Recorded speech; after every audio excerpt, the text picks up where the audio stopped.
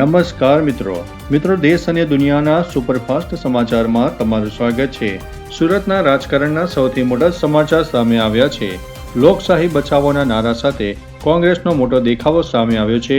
એસઓજીના અધિકારીઓની બદલીની માંગ પણ સામે આવી છે। ત્યારે મિત્રો આગળ વાત કરીશું સ્થાનિક સ્વરાજની ચૂંટણીની। ઉમેદવારી ફોર્મ ખેંચવાની પ્રક્રિયા બાદ પ્રચારનો ધમધમાટ શરૂ થઈ ગયો છે। નેતાઓ ડોર ટુ ડોર પ્રચારમાં વ્યસ્ત જોવા મળ્યા છે। આગળ વાત થશે મિત્રો હીટવેવનું એલર્ટ। ગુજરાતના અનેક શહેરોમાં તાપમાન 44 ડિગ્રીને પાર પહોંચ્યું છે। હવામાન વિભાગ દ્વારા હીટવેવની આગાહી વ્યક્ત કરવામાં આવી છે। અન્ય મહત્વના સમાચારની વાત કરીએ તો રાજસ્થાનમાં બદલ્યો પર રોક।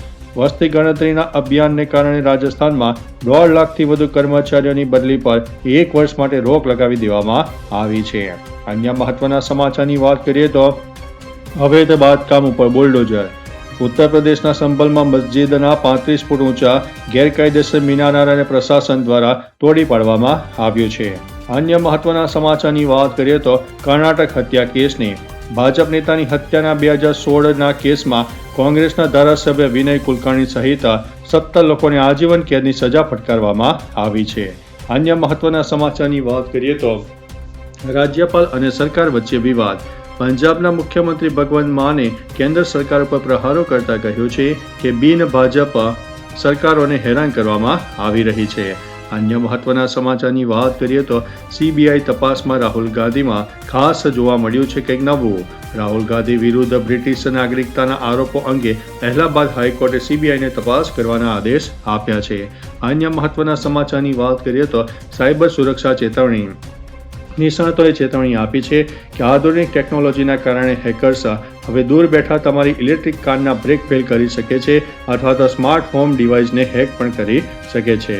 અન્ય મહત્વના સમાચારની વાત કરીએ તો સેમિકન્ડક્ટર પ્લાન્ટ। ગુજરાતના ધોલેરામાં ભારતનો પ્રથમ ચીપ પ્લાન્ટ સ્થાપવાની કેન્દ્ર સરકારે મંજૂરી આપી છે, જે આશરે 21,000 યુવાનોને રોજગારી આપશે। અન્ય મહત્વના સમાચારની વાત કરીએ તો ઝોમેટો સ્વિગી ફીમાં કંઈક થયું છે નવું।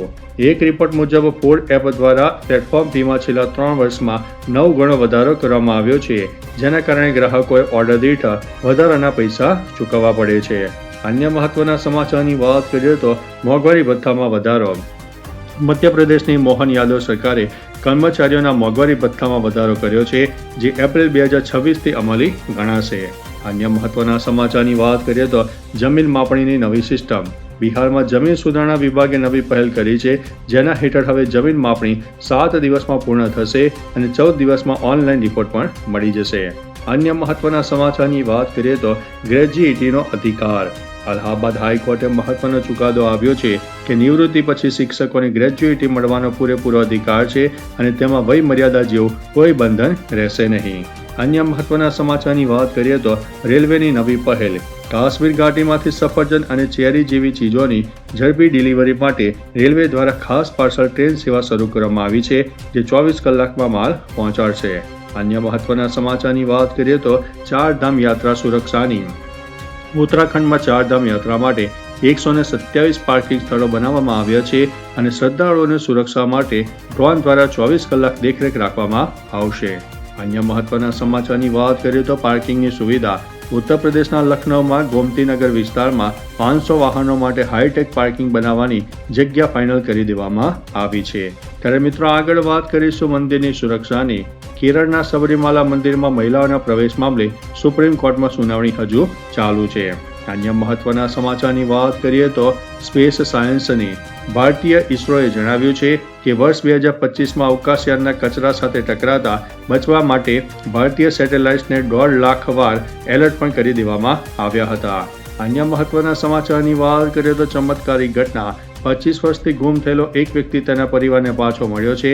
તેની પત્નીએ તેને મૃત સમજીને તેના ભાઈ સાથે લગ્ન કરી લીધા હતા। અન્ય મહત્વના સમાચારની વાત કરીએ તો રિલાયન્સ જીઓ આઈપીઓની। જીઓનો આઈપીઓ આવતા મહિને એટલે કે મે 2026માં આવવાની શક્યતા છે, જે ભારતનો અત્યાર સુધીનો સૌથી મોટો આઈપીઓ હોવાનું માનવામાં આવી રહ્યું છે। અન્ય મહત્વના સમાચારની વાત કરીએ તો શેર બજારમાં ઉછાળો। ભારતીય શેર બજારમાં તેજી જોવા મળી છે। સેન્સેક્સ 505 પોઈન્ટ વધીને 78,494 ઉપર બંધ થયો છે, અન્ય મહત્વના સમાચારની વાત કરીએ તો ખેડૂતો માટે રાહતના સમાચાર. હરિયાણામાં ગ્રુપ ડીના કર્મચારીઓને ઘઉં ખરીદવા માટે સરકાર દ્વારા 27,000 રૂપિયાની એડવાન્સ રકમ આપવાની જાહેરાત કરવામાં આવી છે. અન્ય મહત્વના સમાચારની વાત કરીએ તો રહેઠાણ યોજનાની. પીએમ આવાસ યોજના હેઠળ નવા મકાનોની ફાળવણી અને સબસિડીના નિયમોમાં ફેરફાર કરવામાં આવ્યો છે. ત્યારે મિત્રો આગળ વાત થશે શિક્ષણ જગતની. બોર્ડની પરીક્ષાઓના પરિણામો અને નવી શિક્ષણ નીતિ હેઠળના ફેરફારોની ચર્ચા હવે આગામી દિવસોમાં કરવામાં આવશે.